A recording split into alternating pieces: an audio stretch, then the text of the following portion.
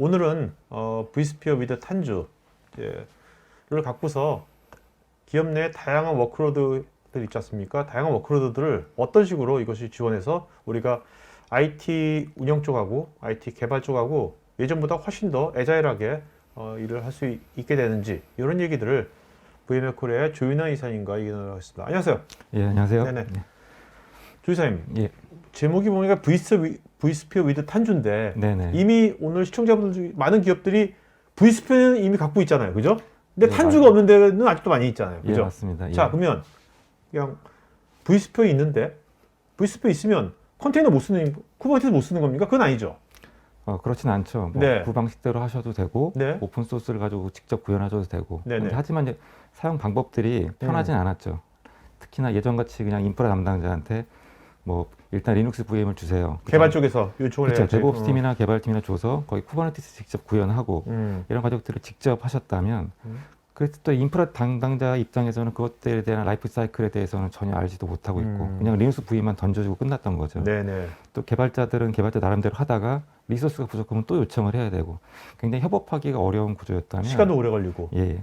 그렇다면 지금의 오늘 말씀드린 vSphere 탄주 같은 경우는 네. 그런 과정들을 서로 굉장히 잘 소통할 수 있게 그리고 셀프 서비스로 개발자들은 인프라를 잘 핸들링할 자체적으로 알아서 할 수 있고 거기에 대한 가시성을 가지고 인프라 담당자, vSphere 담당자들은 가시성을 가지고 통제할 수 있는 그런 협업 구조를 잘 만들어주는 그런 구조가 vSphere with 탄주라고 말씀드릴 수 네. 있습니다. 어떻게 보면 이제 탄주의 역할이 네, 어떻게 보면 개발자한테는 그 어떤 애질리티를 주는 거고 네네. 그 운영자 쪽에는 네. 비저빌리티를 주는 거네요. 예, 맞습니다. 자, 그러면 기존에 기업에서 갖고 있는 vSphere에 네, 탄주를 딱 애드시키는 게 네.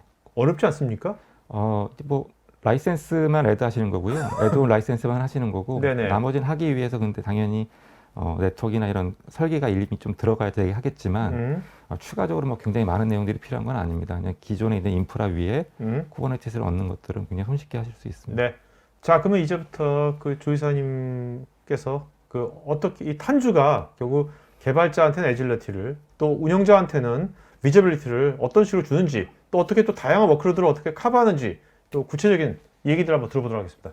뭐 옛날 얘기로 다 돌아가면 이제 vSphere라는 게 예전 지금 이제 7 버전이 최신 버전이니까요. 그 6.0대 버전까지는 결국은 기존의 X86에 있던 워크로드 아니면 유닉스에 있던 걸 U2L을 통해서 넘어온 워크로드들을 가상의 레이어를 얹어서 효율적으로 구성했던 그래서 VM 형태를 가지고 서비스를 잘 했던 것들이 역할이었죠.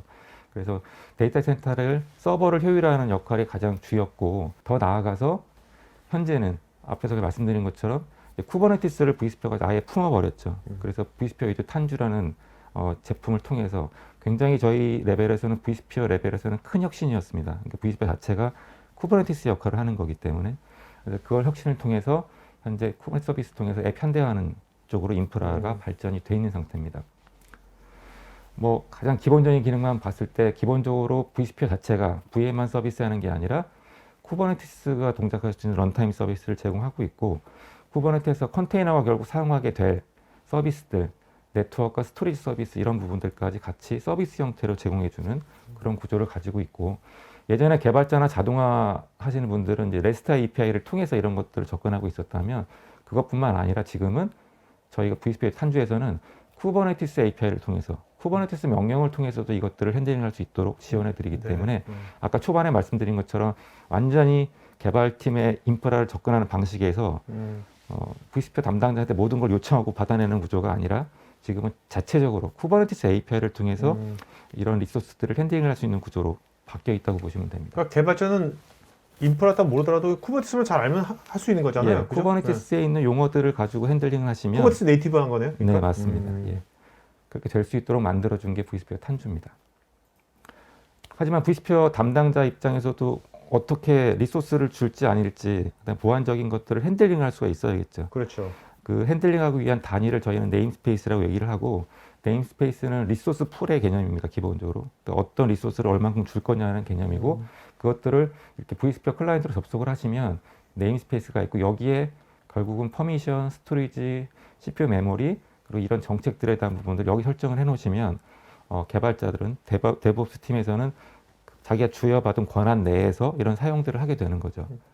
설정할 수 있는 것들은 기본적으로 뭐 CPU 메모리를 어디까지 사용할 수 있게 할 건지, 아니면 보안적으로는 데이터를 암호화할 것인지, 그 다음에 접속하는 포트를 443을 열겠다 안 열겠다, 아니면 가용성 측면에서 몇 대 호스트가 죽었을 때까지 서비스 데이터 유실이 없는 걸 보장하겠다, 아니면 접근 제어를 어떻게 하겠다, 이런 것들을 여기 다 네임스페이스 단위로 설정을 하시게 되고, 여기에 특정 이제 개발팀 그룹을 매핑시켜주면 개발팀들은 이 네임스페이스에 들어와서 모든 작업들을 하게 되시는 거죠. 그러니까 그룹 단위 정책들을 딱 만들 수 있는 거네요. 예, 그렇습니다. 그래서 예전처럼 VM만 던져주고 어떻게 쿠버네티스가 동작하는지 모르는 게 아니라 기본적으로 가상화 관리자 자체도 이 리소스에 대한 통제권을 계속 가져가는 거죠. 그러니까 정책으로 이렇게 통제를 하니까 사실 개발자한테 일일이 또 간섭하는 것도 아니잖아요. 네, 그죠? 맞습니다. 네. 예. 어떤 원칙으로 딱 하는 거니까. 네, 맞습니다. 그래서 뭐 개발자가 할 수 있는 것도 여러 개가 있죠. 자체의 쿠버네티스 클러스터를 자체로 셀프로 만들 수 있습니다. 뭐 설치를 개별로 한다는 게 아니라 커맨드 라인으로 쉽게 만들 수 있고요. 뭐 파드를 직접 띄우실 수도 있고, 뒤에 설명드리겠지만 VM을 직접, 예전처럼 VM도 요청하는 게 아니라 네네네. VM도 직접 이렇게 스펙만 정의를 해서 바로 어플을 하게 되면 VM이 만들어지는 다양한 작업들을 아까 정해진 네임스페이스 내에서 주어진 범위 내에서 하게 돼 있는 거죠. 그래서 뭐 네임스페이스는 여러 개 만드실 수가 있습니다. 팀별로 만드실 수도 있고, 아니면 뭐 프로덕션용, 스테이징용, 테스트용 이렇게 나눠서 주실 수도 있을 거고, 거기에 따라 정책들이 다를 거니까요. 그것들을 중앙에서 통제를 하게 돼 있고, 그것들이 다 완료가 되고 나면 결국은 그 다음에는 VM웨어가 제공하는 다양한 서비스들을 데브옵스 팀에서 가져다 쓸 수 있는 구조가 이제 완성된 거라고 보시면 됩니다. 어떤 작업들을 할 수 있냐면, 예를 들면 특정 데브옵스 팀에서 테스트용 쿠버네티스 클러스터를 만들고 싶다.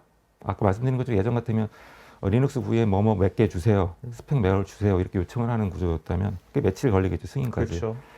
그게 아니라 이미 네임스페이스 전체 용량을 할당을 딱 해놓은 거기 때문에 이 팀은 그 안에서 그 범위 리소스 내에서 클러스터를 만들 수 있는 겁니다. 근데 만드는 것도 제발 설치가 아니라 kubectl 명령어를 가지고 아까 MF 파일에 스펙 정의하듯이 해서 네네네. 정의를 어플라이 하게 되면 클러스터가 자동으로 만들어지고, 그 이후에는 쉽게 앱을 배포하는 구성들이 될 수가 있는 거죠.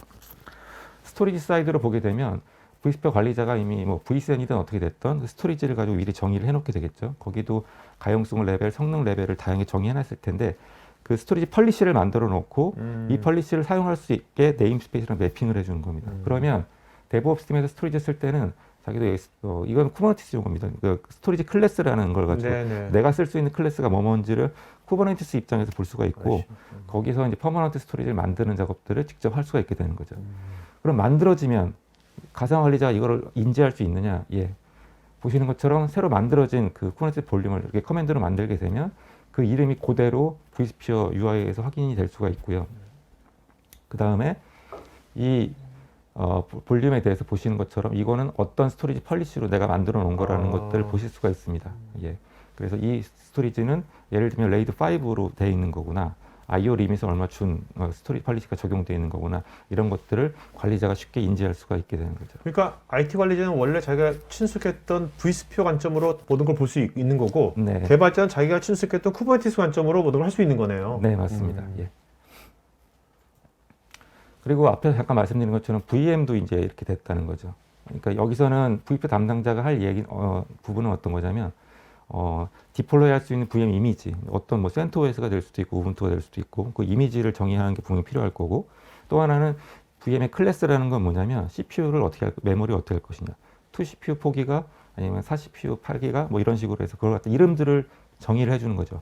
스몰, 미디엄, 라지 뭐 이런 식으로 추상화된 이름으로 주게 되면, 그것도 역시 네임스페이스에 매핑이 되게 되면 나중에 나 DB는 VM으로 올려야 돼요, 개발자들이. 그런 경우에는 예전처럼 VM을 만들어 달라고 요청하는 게 아니라 자기가 받은 네임스페이스 안에서 이 이미지와 클래스를 가져다가 kubectl 명령으로 VM을 직접 만드실 수도 있는 겁니다. 네네. 그래서 굉장히 예전처럼 서로 의사소통하는 부분들이 요청하고 받고 요청하고 받는 부분들이 아니라 내가 가진 범위 내에서 데브옵스 팀이나 개발자들이 굉장히 자유롭게 리소스를 활용하는 것들을 저희가 지원하는 게 vSphere 그러니까 탄중 네임스페이스랑 공간에서 어떤 정책을 기반으로 해서 콜라보가 되는 거네요. 네, 맞습니다. 예. 이 영상이 마음에 드시면 좋아요, 구독 부탁드립니다.